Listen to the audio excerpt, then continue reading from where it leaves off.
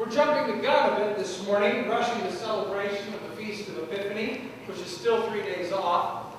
Epiphany on the Julian calendar is the 12th day of Christmas, the unofficial ending of the Christmas celebration. But my hunch is that the trees are already coming down, the decorations are being packed away, and the returning of gifts has already taken place. This journey began way back on the Sunday after Thanksgiving, when we lit the first of the 4 Advent candles.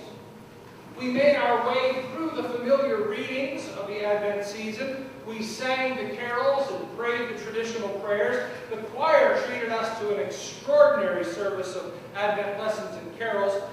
We gathered in the darkness of Christmas Eve and lit our candles and heard again the story of the baby in the manger.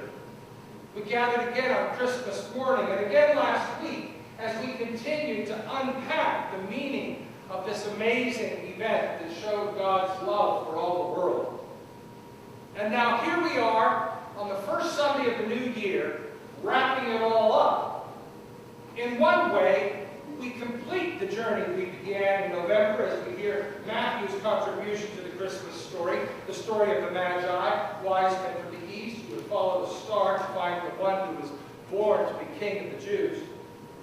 We close the circle this morning as we consider this masterpiece of storytelling, this extraordinary vignette that has captured the imagination of Christians for generations and inspired legends and traditions.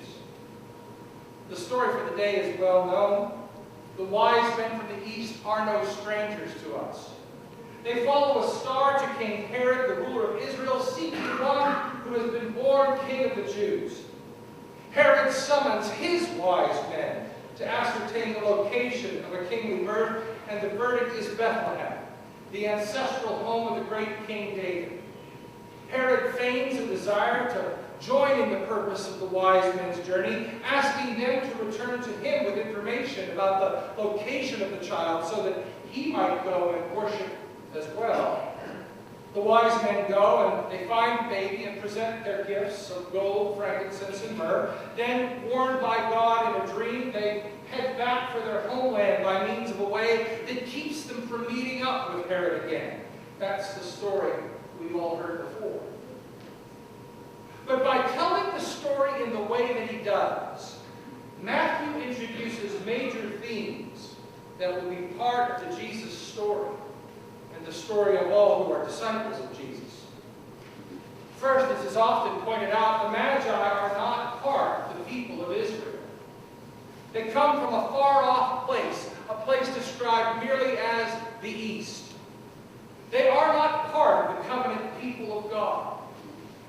Written hundreds of years after the prophet Isaiah spoke the words, Matthew presents his story as a fulfillment of that prophecy. Nations shall come to your light, and kings to the brightness of your dawn. This Messiah is not just for the people of Israel, but is a Messiah for all the people of all the nations of all the world. The nations shall come, and they will bring their wealth and resources so that they might proclaim the praise of the Lord. No one will be unaffected by this birth. The world will be changed by this baby born in Bethlehem. Secondly, the Magi come to worship. The more modern translations miss the mark when they translate the Greek word as homage, as does the New Revised Standard Version, or they use some other word. The word is still best translated as worship. This word refers to a type of devotion that is shown only to God. It's the same word that Jesus uses during his temptation when he says to the devil, "Worship the Lord your God and serve only him." The wise men come to worship this newborn child, and that indicates that they see Jesus as the one in whom God is present. In this child, Matthew and the other biblical writers will go on to tell us, the fullness of God was pleased to dwell. In this child, God has come among us in a unique way. This is the reason we worship.